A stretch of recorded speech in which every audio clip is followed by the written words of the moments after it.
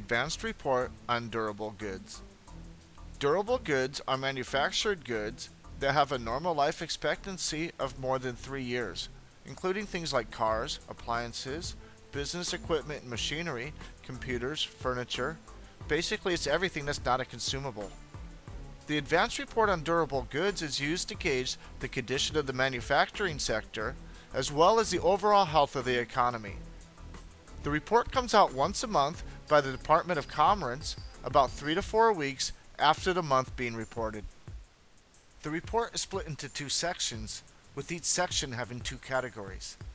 The first section contains the manufacturer's shipments and new orders, and the second section contains manufacturer's unfilled orders and inventories.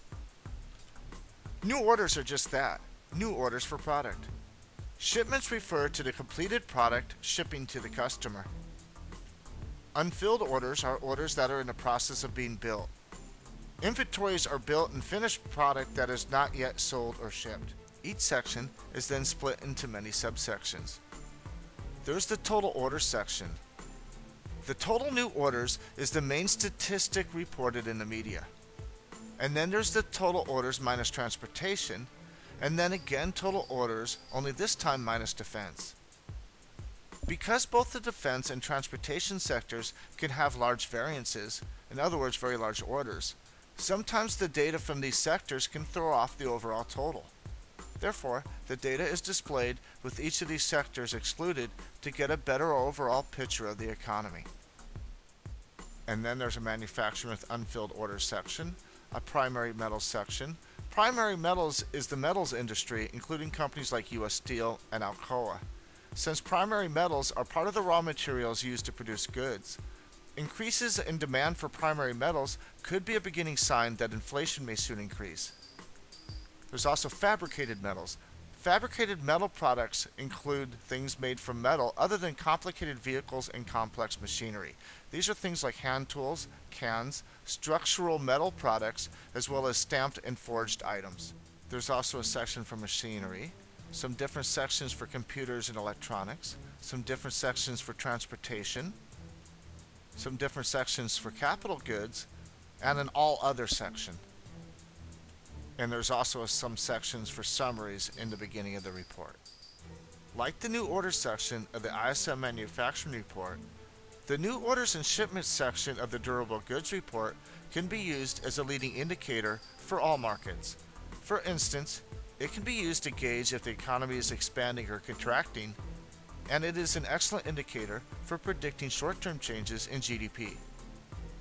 The new orders and shipments section can also show which sectors are expanding or contracting. The new order section can also be used for gauging future employment levels. If the level of new orders is rising, that sector is expanding and companies will need to hire more employees to build the goods. If the level is dropping, that sector is contracting and employers may find they need to reduce the number of employees they have. In general, an increase of new orders and shipments is seen as a good sign for the economy because it shows that demand is increasing. However, it depends where the economy lies on the business cycle. If the GDP is declining near the bottom of the cycle or at the beginning of an uptrend, an increase in demand shows that the economy is improving. On the other hand, if the GDP is already near the high end of the cycle, an increase in demand could be a signal that inflation is increasing and efforts may be taken to slow down the economy, such as raising interest rates. In other words, if the economy is already booming, a report that says it is growing bigger could be considered bad news. Unfilled orders show how busy companies currently are. In general, an increase in unfilled orders is also seen as a good sign for the economy, as it shows that the current demand is increasing and that companies may need to add employees soon. Inventory levels are inversely proportional to demand levels. If the inventory levels are falling, it could mean that demand is increasing. Conversely, if the levels are rising, it could be a sign that people are buying less and the economy is slowing down or contracting. Like the new orders and shipments sections, the inventory sections can be used to gauge spending levels or GDP.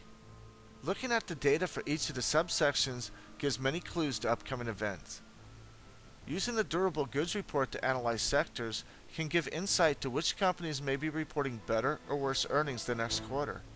In addition, by looking at the individual sections of the report, one can gain insight as to which raw materials, such as metals, may be in greater or less demand. I've only touched on the many uses of this report. Even though the whole report would not fit into the video at one time, do not be intimidated by it. The report is only 3 pages long and only takes a couple minutes to read.